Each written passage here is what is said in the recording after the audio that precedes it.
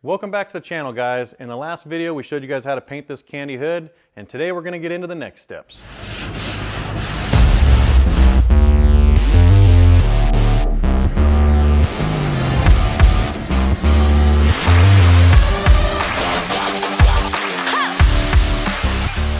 Today we are going to be discussing everything in between, whether you're working on an older custom vehicle, a newer car, maybe you're trying to remove orange peel, sand scratches, haziness. This applies to new paint, old paint, really doesn't matter. Honestly, your car could be patina and this will still work. You could polish primer if you wanted to.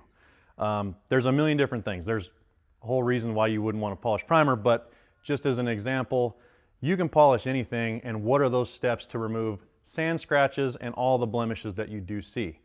Maybe you're painting like we used to back in the day, just in a shop with no paint booth, and you have a bunch of dust specks. We're not really going to cover runs today because we don't have a run to do an example on, but we will get into that in future videos. Going into the steps that you need to do, you need to evaluate the panel that you're going to use. So let's use a newer car as an example first. Newer cars are using, whether it be cheaper clears, they're using more of a collision type clear, which is a high solvent, low solid. What we used on this particular hood was a high solids and a low solvent. That's, when I say that, it's like a 2-to-1 ratio versus a 4-to-1. And that is, you have 2-to-1 being a thicker clear. It has more solids, so when you paint clear and it has to gas off, all the solvents that you use to reduce that resin to be sprayable has to exit the vehicle and it gases off. What you're actually left with on the panel is what's important. So you would want to use a high solids clear, a good quality clear. You do get what you pay for. It has more UV protectants. You need to look at TDS sheets and make sure that what you're using is what you're trying to do with the end goal of the car. So again, whether you have a new vehicle or an old vehicle, you have to know, was it painted and how much clear's on the car. Now, if you're using a newer vehicle that's the factory paint, I definitely would never go back to like 600 or even 1,000 because you're removing so much material. We often see the new cars delaminating and peeling, and a lot of that's because of the mill thickness that is on the car. They're trying to save on the cost, and you trying to get the least amount of product put out to keep their overhead down. If you're going to color sand and polish a new vehicle, you have now taken what was already thin and orange peeled and you made it even thinner, so that may not be the best option for you. But what you can do is maybe you start with a higher grit sandpaper. We're going to get through all of the steps that we do for either or scenarios, and we're going to talk about those details. Again, the number one thing that we're trying to teach here, my way is not the only way. There's your disclaimer for all you guys who want to get in there and chime in. Yes, you probably have a different way that may work just as good. This is my way, and it's constantly evolving. We're always changing little things, but there's a lot of little tiny things that I want you guys to focus on, and it's just to make sure you're getting rid of all the haziness, the scratches. Doesn't really matter if you're using a rotary polisher or a DA polisher, or orbital. It'll all work for you. Today we're going to get into sanding the clear. We're going to go through all the grits. On this particular hood, we're going to start with 600 and go all the way to 3,000. We're going to jump in and move towards cleaning the panel. Now, if this thing's been sitting like it has for a couple days and it's dusty, especially in a body shop, we wipe it down. And we're using microfibers. I always make sure I remove the tag from them because something as simple as a tag will scratch your paint as you're going. Now, we wipe this hood down. You want to make sure after you've wiped the majority of the dirt down, you discard or put this in a bin. Like, we keep everything completely separated and compartmental, where our microfibers have a clean bin that's sealed, especially in a body shop, and even your polishing, your pads, everything needs to be sealed because they sit, or in a Ziploc baggie, whatever it may be. If you're taking this and you're using the same rag through your process, you're continually going to be scratching. So as we go from this hood, we're going to start with 600 grit. But as you work up in grits, if you're still using the same rag, you're going to continually scratch the vehicle with those dust particles. I always make sure I'm very cautious of how clean the panel is and always flushing out the dirt specks. So if you have like we have these dirt little nibs here and there on this hood. As you wash those out, we're inside today, we're not outside, but if you are outside, it's nice to use a hose, and so, or even like put a little drip system on that you can keep close. And as you sand out the dust nib and all the grime that we're removing from the paint, it's continually flushing out. You don't want to sit there and just keep standing with the exact same area that's not flushing out the dirt. You're just going to be continually taking that dust nib, is maybe grittier than what you're standing with, and just putting deeper and deeper scratches in. The more you got to remove those scratches later, the more material. The whole goal here is be thinking, if you're painting the vehicle, what is the goal? Maybe your customer doesn't want a concourse vehicle. Maybe they just want a clean daily, and you start with 1,000 grit and work up. But if you want something that is absolutely dead flat, you have to use a grit that is gritty enough to actually cut out. In our previous videos, we've talked about bodywork and why we use certain grits, and we stack them up to be able to cut it flat. Reason being is, if you use something that is too fine, let's say you start with 1,000 grit. 1,000 grit is not going to cut, it'll cut your orange peel out. But when we talk about cutting it down, if you physically look at a car that was cut and buffed with 1,000 grit versus a car that started with 600, they look significantly different. It's what they call like the urethane wave, and it's the paint stippling that it just does not cut down. It's like taking a mountain range down, it just kind of smooths the mountain range down and it looks good. But if you're looking at it under good lighting, a microscope, whatever it may be, you're going to see all of those ripples. So that's why you want to know what your panel is starting with. This panel, we did a 2-to-1, and we put 4 to 5 coats with a 1.4 tip. So again, thinking about what tip you use. If you're using a collision clear, you're not going to want to start with like a 600 grit. You want to be mindful of what you have left on the panel when you are finished. I want to make sure the mill thicknesses has enough there to be good. This one, we're going to start with 6. Like I said, we're going to take out the nibs, we're going to flush it out, and then we're going to be cleaning it in between and showing you how to completely remove that sand scratch before upgrading. If you are the guy who is trying to do a hood and you automatically think, I'm going to skip those grits and I'm just going to save all this time, I guarantee you it's not going to look the same. We're going to get right into the sanding, and let's talk about what some people would typically use is a soft, flexible rubber pad. And this is an interface pad. Back in the day, this was like what everybody used, or maybe they used like a paint stick. But the problem is your hand is not perfectly flat. So if you were just wet sanding with just your raw hand, you're not going to get a completely flat surface. Again, this is not the only way. This is my way. The new upgraded way that we've been doing it is with an actual acrylic flat block. So we would wrap our wet sandpaper in this and then start blocking it down. Almost all the time for our show car stuff, we start with 600 grit. This particular hood is a color matched for another car that's already have an existing paint job. We're going to start with 800 today, so we're not completely taking away from the look from a fender compared to the hood. I want it to look kind of uniform as much as we can. And I know that's not 100% possible with a candy match anyway. But something that we just received from Linear Blocks that I think is a killer idea. This is not a paid promotion. He just simply gave us some product that he just came out with, and we're going to give it a shot today.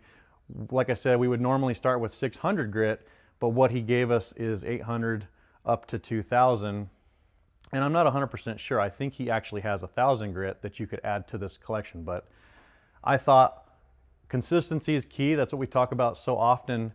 And if you're using his blocks to do your body work, what better thing than to use the exact same block to block down your clear to get it completely flat. So we're going to use the Linear Blocks. We also have a discount code. Again, this is not a paid thing. This is just, I like to promote what works good for us. If a different brand block works for you, cool. I happen to really like this just because of the way that it feels. It has a good handle and it doesn't kill my hands with arthritis. So we're going to put some 800. The best part about this is typically you would be wet sanding and just wrapping the paper. The difference between this sandpaper and that is it's constantly wanting to roll off the block or out of your hand. This is actually a sticky back sandpaper that will have no deflection, and you can wet sand with it. It's kind of the best of both worlds, and I don't actually know, I don't think there's another wet sandpaper long block. Put it in the comments if I'm wrong. This is the only one that I know of offhand. We're gonna wrap this thing with 800. Again, we haven't even used this stuff yet, so this is kind of the first trial run.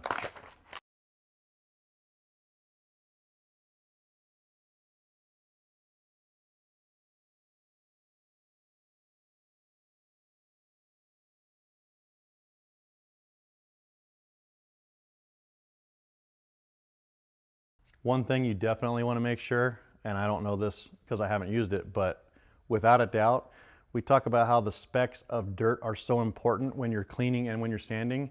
If you're going straight from the body shop side and you haven't washed this off and you have a dirt speck stuck in between, you are just going to scratch the piss out of your panel. So make sure cleanliness is godliness when this comes. We've already wiped down the hood. The other thing we do is, if you're using the microfiber in the very beginning and you've wiped the hood down, make sure you discard that one and get a nice clean one. I always like to make sure that there's no tag on these microfibers. We wash them and we'll reuse them sometimes, but if they have so much as a little bit of, maybe it's Brillo pad or something stuck in it, discard it, because one little speck of something will just continually scratch the hood, and you're gonna have to keep taking more and more clear off to be able to remove that scratch in its entirety.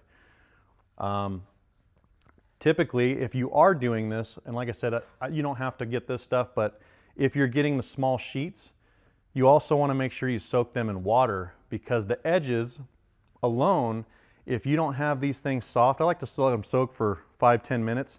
When they get soft, those edges, if you did not soak them, will also scratch the panel as you're going through blocking it out. Again, I'm not saying you can't use these, you can totally use these.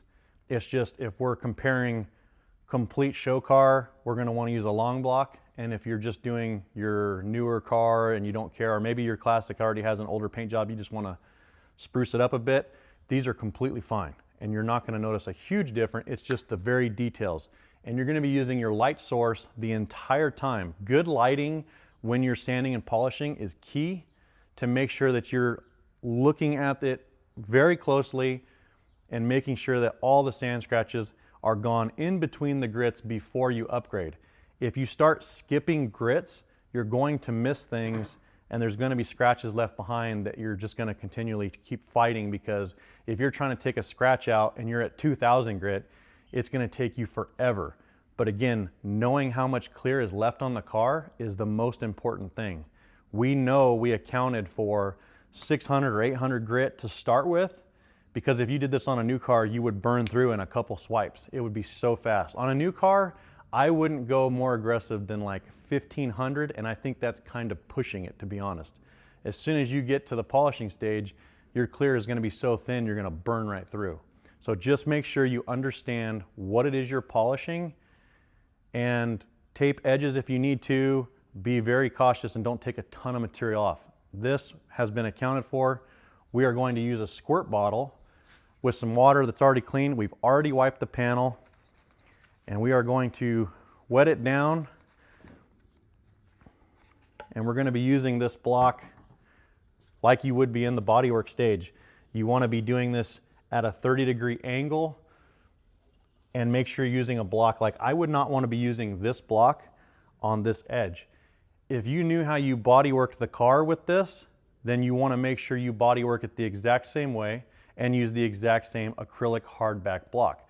If you're using a block like I know already, we've blocked this hood and it kind of ends in this area, and I have to use a different block and a different pattern, you need to do the exact same thing. Reason being is, if this ends and I start blocking this down, well, you're going to make your clear very thin in that spot. At this point, we're just going to give this a couple swipes, and we're going to wipe it off, and we're going to show you with a clean microfiber. Again, don't be using the dirty stuff.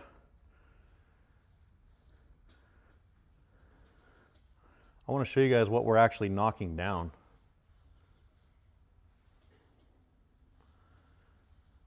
And if you're using a, whether it be a soft block or you are using the pad, these things are not going to show up like it is with a completely hard hardback acrylic block. So now you can see the stippling, and if you find a dust speck like we have right here, this thing will completely cut it out. Just know that if you hear the scratch, a lot of times you can hear these dust specks come out, and then you can hear them grinding in there. You want to make sure you're constantly flushing this out or wiping it off and continuing the process. The other thing you can do is use these real small acrylic blocks. I like these detail blocks for. You could even go around and just take out the dust nibs and you could polish it back and be just fine. If you're in a collision shop, that's what the majority of them do. They leave the orange peel so that way your factory panel looks like the fender next to it that you did not affect. So that's also another option.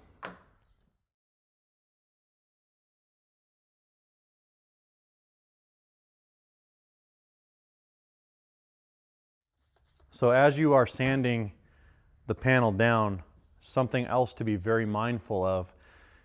We've had cars in the past that we blocked down and we polished them. Have you ever done a car where you get done and it looks great, and maybe in a couple months you start seeing the same orange peel effect? Clear coat has a level of time that it needs to completely gas off and shrink. Every product you use, you'll hear products that say they're non-shrink. Everything has a level of shrink. As it's gassing off, it is shrinking. And as you go through that stage, you need to give the hood or the paint the amount of time that it needs. This particular hood, because it has an existing paint job that is not going to be quite as showy, it's not really that big of a factor. But if you're doing something that needs to be for a show, you need to make sure you account for dry time. If you could even wet sand it and leave it open, and when I say leave it open, meaning you're not polishing it back flat, you're letting the gases out as you sand and open this up, and maybe you give it 30 to 90 days, depending on the clear and depending on the coats that you need for everything to fully shrink. That way, when you actually cut and buff it, it stays that same exact finish. Same thing goes for your body filler, your primer. You need to have enough time for everything to be completely dry. If you're rushing through all of these steps, things are going to shrink and it won't look quite as sharp, and then you might want to come back and recut and buff. But again, we're trying to leave the most clear on the car at the end of the day. You don't want to keep cutting and buffing if you don't have to. So if you're doing something that's fresh, like this hood's pretty fresh, we've only had it a couple days, it will start to gum up on your paper. You want to make sure that either you get it off the paper or you swap out the paper. You can always sometimes take it off with your nail. It just depends on what you have. You can also cut it down and then swipe it. But just know that your clear has to be, it doesn't have to be. You can do it before, early. Just know that it's going to have a bit of change as things shrink.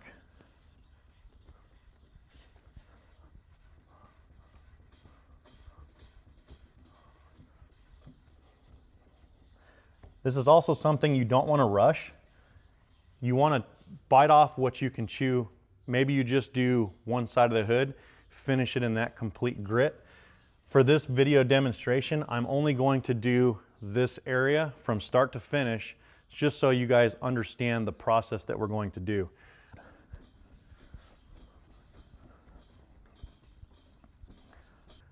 I know we talked about the speck that's stuck in the paper, and a lot of this has to do with because the clear is so soft, but I just want to show you guys on the panel what you're physically looking for. From here this way, you can see where just a few swipes, this was the sandpaper with the dust nib stuck on the paper because of the fresh clear. We swapped it out and we did this side, and you can see how much more uniform it is. You're making sure the scratch is out. Now, how do you make sure the scratch is 110% out? The best way that I've found is use guide coat. We use guide coat through the whole body working stage, through all of our primers, to make sure we're getting rid of the scratch from each upgrade in grits. We're going to do the same thing. I've used different brands, and again, I'm not using this as a plug. I just know that there's a difference between the Mirka brand. The Mirka brand seems to be finer than like the carborundum that we would use in the grittier stuff. Use what works. The one cool part about Mirka is they sell this in white. This is white. So if you're doing a deep red like this or a black paint job, you're going to want to use a white guide coat so you can physically see it. If you use black on this, you're just not going to get the same effect. So we're going to shake this thing up, and you can see it's real powdery. almost like a chalk. We're just going to dabble it on there, and then we're going to rub this in. And the reason that I left this is you can already see just with wiping this on, look how much smoother this side is, and you can see the sand scratches, and we haven't even begun to sand this guide coat off yet. But this stuff, the more you put on, the more you're going to see, and you're also going to notice where the lows were, the clear is still shiny. This does not stick into anything that doesn't have a scratch. So if your epoxy primer, your high build, your urethane, your poly, whatever it is you're blocking, if it's not scuffed already, the guide coat for a powder wise isn't really going to do anything for you. That's why I always scuff it down and then I guide coat it and go to the next step. Now at this point, we can then take the next grit. So we used 800 because we don't have 6, and we're going to go to 1200 grit next, and we're going to wet sand this out, and we're just going to show you an overview of how you can really see the scratches. And using waterborne cleaner like you would before you paint with a nice clean rag, we're going to wipe off the guide coat after we sand it. And what it's going to do is most people use a squeegee or a wet rag and they wipe it off. The problem with that is when you squeegee, all the residue from the clear will stay in those very fine scratches that are left, and you continually move to the next grit. Well, if you keep moving upwards in grits, you're never really taking out that big scratch. We need to make sure every single scratch is completely gone before you upgrade. Otherwise it's left behind and you have to do that whole spot over again. So if you were to swipe this, you don't see it. If you use a waterborne cleaner, which also, just so you guys know, we will have in the description of this video links to some of these products so you guys can find them. It's probably not the only place you can buy it, but there is a discount code. This is not a plug for linear blocks. Colton Davidson is a good guy. He just sends us product to test out. This is kind of a review considering this is the first time we've used the product, so it does give you a little bit of a discount. Every little bit helps, especially in this industry. Check out the description for the products and discount codes. All right, now that we've got the guide coat that we've already put on, and we came back just real quick so that way you guys can see what this does. We use this one choice. It's H2O So Clean. This is a waterborne pre-cleaner for before paint. This stuff works good. It's not the only brand. There's tons of brands out there of waterborne cleaners. We will put a link in the description so you can find that kind of stuff. But I want to show you guys what's left.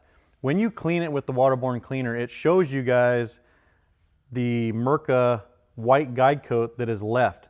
All the sand scratches will still have the white, and all of your lows will still show up in this stage. You have to make sure all the guide coat is completely removed in between every single step.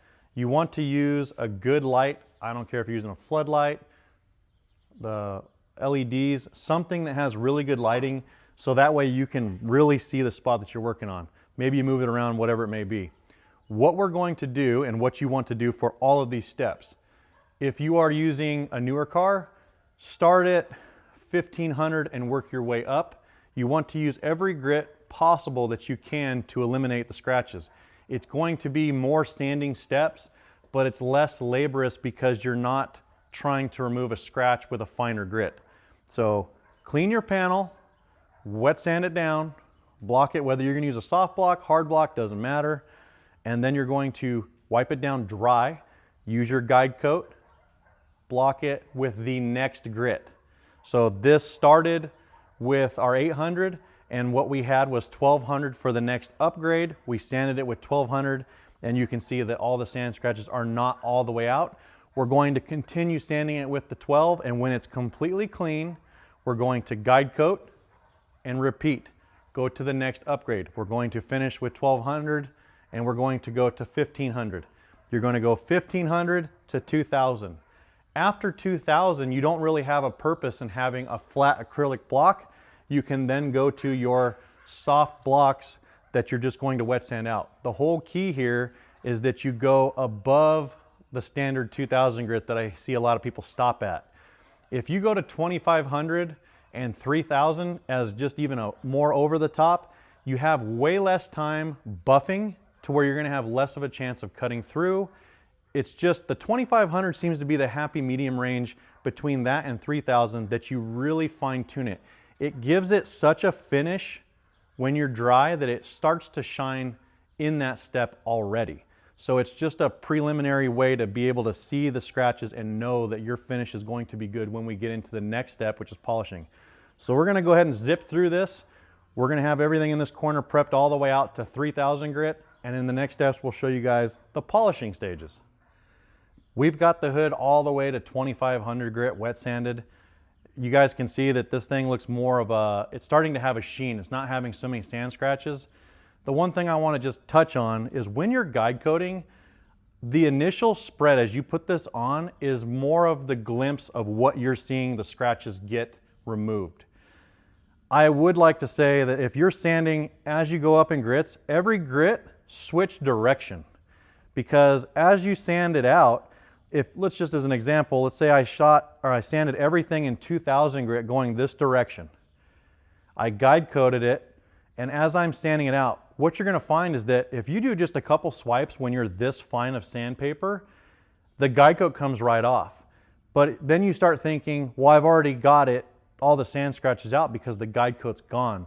In reality, when you're doing something so fine of a grit, you need to keep sanding in that area beyond when the guide coat disappears. The reason being is if you have, when you go to apply this, and we're gonna do this as an example here with over 2500, as you apply this, if you had a super gritty scratch that was left behind, or maybe you had a dust speck that got in there, you're gonna see it as you spread it on. This is just a guide to know where you are. So bite off small chunks at a time, wet sand that area thoroughly. And the cool part about switching the direction with the water, as you're wet sanding in the water, you can actually see the scratches from before going the other direction. If you stare into the water while you are sanding that small area, you will see the sand scratch that went in the opposite direction disappear. That is your key to know how far to keep sanding with that grit. When I get to 2500 and you're just checking to make sure all your sand scratches are completely out, at this point you're pretty much polishing it. We're gonna go after this with 3000 in the opposite direction and just make sure it's perfect. And at that point, we're gonna jump into the wool pad next.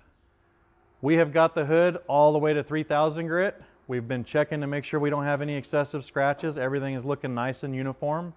And we're gonna roll into doing wool pad first. Again, disclaimer, there is, maybe this part's the same through the sanding process that you wanna do. And again, everybody can do this differently. We're going to use a rotary polisher. You can use an orbital. There's all kinds of different ones. There's an air one, there's an electric one.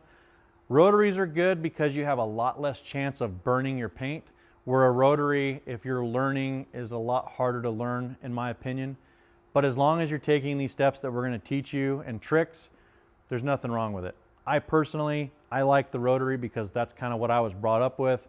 And even though I have an orbital from Griot's, I just haven't found anybody to take a class from just yet.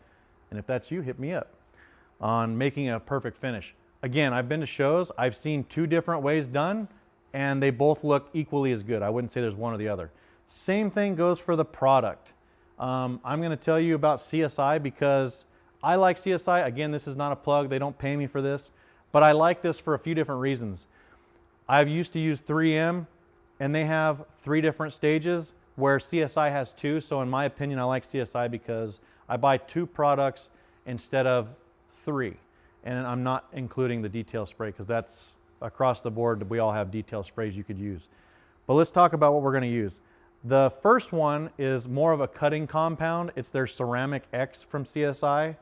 You're going to be, this is kind of the 2-in-1. We're gonna be using this product with a wool pad, and then we're going to be using it on the second step with the foam pad. So here's your 2-in-1. And then when you step up from, you could finish with that and be good, but if you're looking for that nice deep finish where you don't have swirls, I would highly recommend the D1. This is more of a polish enhancement product. This doesn't have as much of the gritty cutting compound in it. And what this is ultimately going to do is get rid of some of those hazy swirls. You want to make sure every bit of the scratches that are in the hood, in the 3000 scratch, is completely eliminated before you move on to the D1.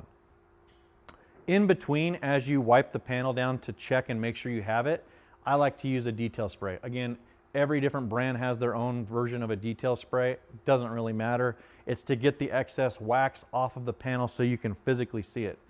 Another good thing I would recommend is having yourself a good light that you can actually come in close and check over the panel to make sure you have all the scratches and haziness completely gone. You should not be moving up to a foam pad until the panel looks pretty perfect with the wool. As far as the sanding pads, CSI has their own pads. I'm kind of a mixed bag. I like to use different things. I like the 3M pads, and here's the reason why. You get, for every pad that you buy, maybe you pay a little bit more, but it's two-sided. So all of these pads have two sides, and this is a quick disconnect. So you can pull this guy, and it has a hex that clips in. The only downside is I would say the 3M has a little bit of a wobble when you actually get to polishing, but it's all kind of a finesse and a touch. And it's cool just because if you are, maybe your pad starts dying and you got a quick, or maybe you're doing polishing remotely, you now have two pads if you needed it. As far as when you get to using the foam pad, we're going to be using two different polishes. We talked about, we use the ceramic X. Initially, we use it with the wool and then the foam. The cool thing I like to do is I take a Sharpie and I actually mark, I'll show you guys real quick. I take the 3M pad, this one's not marked, so we'll have to mark this one. And I make sure that I notate with a Sharpie with an arrow what side of the pad I'm using for the more cutting compound versus the D1. That way I can be in the middle of doing a panel, I can give it a quick wipe down, flip it over, and I know which side I need to be on, so that way I'm not intercommingling the cutting compound versus the polish, and I can just keep on boogieing through. I'm not having to unscrew things or re-Velcro it off. Again, it's just personal preference. I do like the Velcro ones too. They all have their pros and cons. Once you get done with all of this polishing, you want to make sure everything is completely cured as well. We talked about that in the beginning, but if you're doing a hood like this one that is fresh within the same week, you don't want to put any waxes. Again, these are just polishing the finish. The other thing I liked about CSI that I will mention is I used a comparison with 3M versus CSI, and I took wax and grease when I was completely mirror finish, and I wiped the two down. I had split a hood into a grid and used all different polishes. What I liked the most about CSI is when I took wax and grease, the physical polish of what was left didn't have a lot of fillers. You actually got a true polished paint job. Rolling into what I was talking about with being fully cured. This hood is fresh. You do not want to wax. You do not want to ceramic coat. This hood is going to be gassing off. You don't physically see it, but it is shrinking and gassing off for about 3 to 4 months, depending on the paint that you're using and how thick you have it. So if the hood has been sitting or the car is an older paint job, you could buff it, and that's what your ceramic guys are going to do, is they're going to do a paint correction to make this perfect, and they are going to seal that in with a ceramic coat. Just know, don't do it on a freshly painted car. It can't gas off. It holds it in. All right, we're going to use the wool pad first, like we talked about. The other thing is I highly recommend getting a storage bin that seals off to store everything. If you're in a body shop and you're doing this all the time, or if it's just sitting in your garage, those dust specks that land in these pads will continually scratch. And then you got to try to work those scratches out, whether you sand them or rebuff them.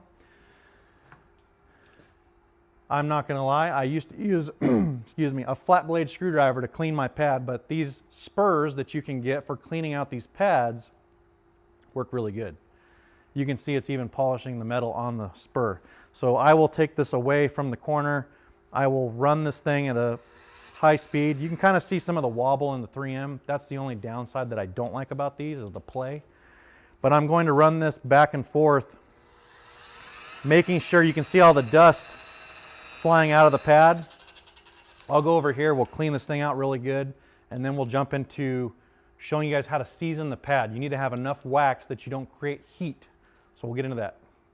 We've cleaned out the wool pad. You want to shake up the ceramic X and all the polishes pretty thoroughly so it doesn't settle to the bottom.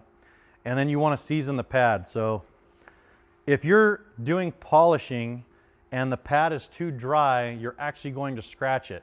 And if you have too much wax, it's not really doing the cutting that you need. There's kind of a happy medium.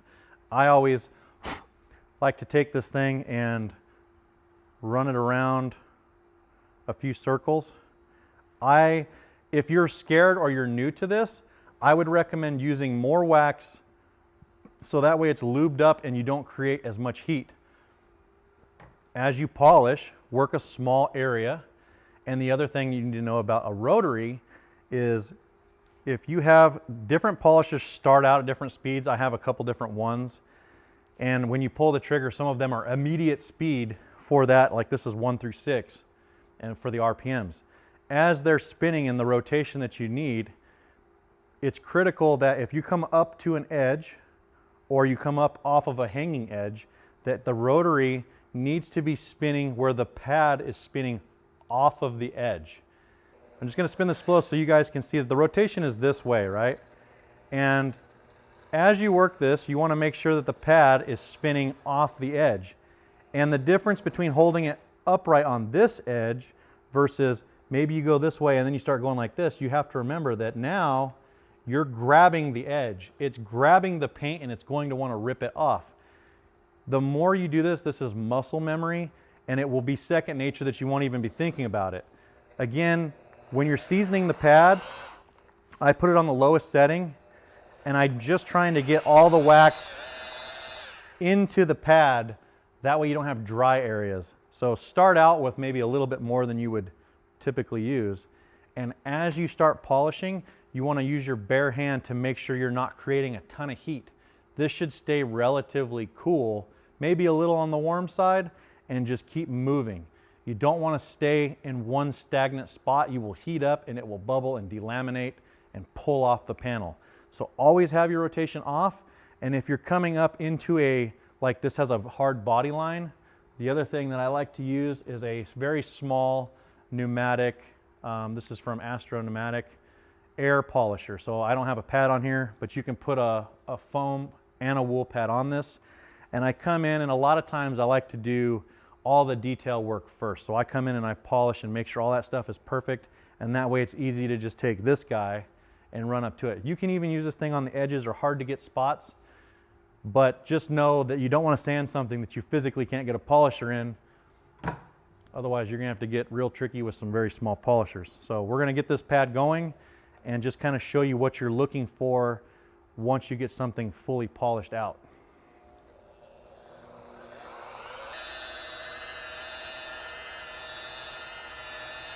Once you get it, what I call seasoned, the whole pad should feel wet, and I do like to roll in this edge. If you're getting up into a curve, maybe it's a reverse curve or something, and you're trying to get over a panel, get this edge nice and wet too. Keep rolling it in and out and get it to where it's not gonna burn. Maybe you're good on the bottom, but if you tilt it up, you just created a ton of heat and or scratches. So get it completely clean and seasoned. I'm not going to be applying much pressure. You always want to be holding this with 2 hands. I always lock it so that way I can move freely through here. And as you go, and you're not flying wax everywhere, you can slowly start turning this up.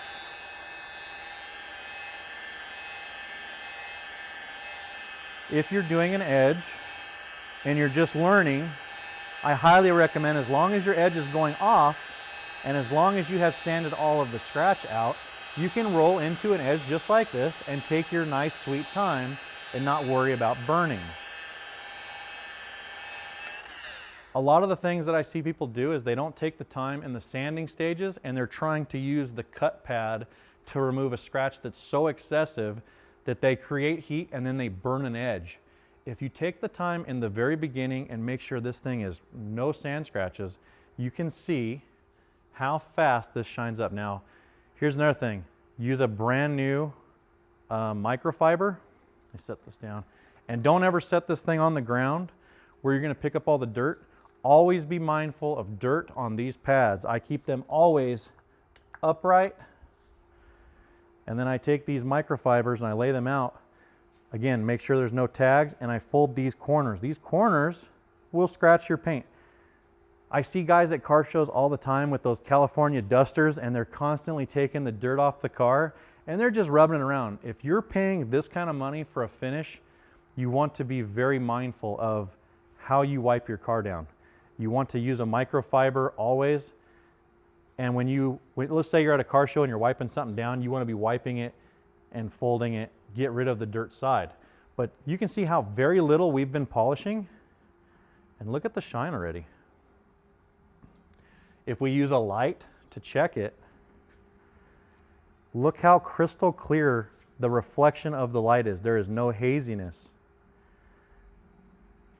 Make it perfect in wool pad, and you can see I did this in seconds. It's not necessarily, and I think CSI is a great product, and I don't mean to say this, but it really, as long as your sanding is that good and you're very detailed to make sure there's no haziness, you could pretty much use whatever polish you wanted to get a really good finish. Now, I have taken them and done tests, and I like this product the best. So I will say there's not a lot of fillers in CSI. It's truly polishing. I can actually let's do it. You guys see how quick I did that polish? This is waterborne cleaner, so it's a wax and grease remover. I can spray it on here, take a rag on the nice smooth spot, and I can clean this. This is removing all of the polish completely. Now there is 0 fillers on this panel. And look at how nice the finish is. That is why I like CSI. When I did this with 3M, there was a lot of fillers. Now you'll notice it may not look quite as perfect, but we've only spent a couple minutes.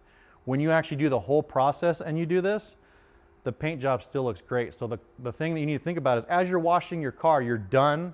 You've already paid somebody to do this product. As you wash it, you're taking those fillers off with every wash.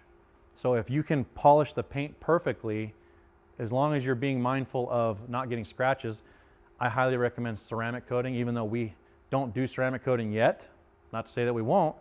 I think it'd be a good thing after the paint's fully cured to ceramic car after a paint corrected thing to be able to make the surface harder. That is what ceramic coating is doing, is it is taking the hardness of the paint that's cleared and it's making it harder so it is not susceptible to a scratch from a California duster in a sense.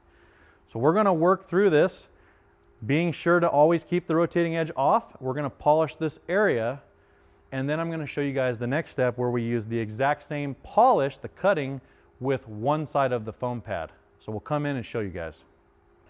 Again, we make sure we mark so we don't take the grittier polish at the very end and use it over something we've already got that stage done. So I'm going to now season this pad that we've already cleaned up and start moving through. Anytime you are doing the wool pad should only have a tiny bit of haze. There should be 0 scratches and what I like to call spider webbing. None of that should still be showing in the paint job itself. You are just getting rid of that bit of haze, and it should be a very small amount of haze. You're going to use the exact same techniques, making sure that this foam pad is spinning off of all edges. And again, we're going to leave all this stuff for a little 3-inch polisher once I get done doing the whole hood anyway. So season it, use more than needed.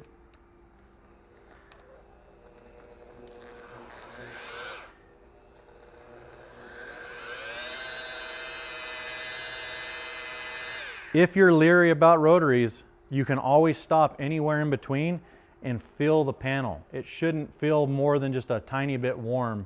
If it feels warm, use more polish. And if it's starting to gum up like we have had in the past, then you should probably stop, clean it out with the spur tool, and start over with seasoning your pad. Sometimes you're polishing so much throughout the day, and depending on your heat and humidity, it might start gumming up in your pad. Just clean it out, start fresh with a nice clean pad, and season it. We're going to go ahead and finish this entire area with the second step, which is the Ceramic X on the foam pad. When we get that done, we'll bring you back for the third step and final.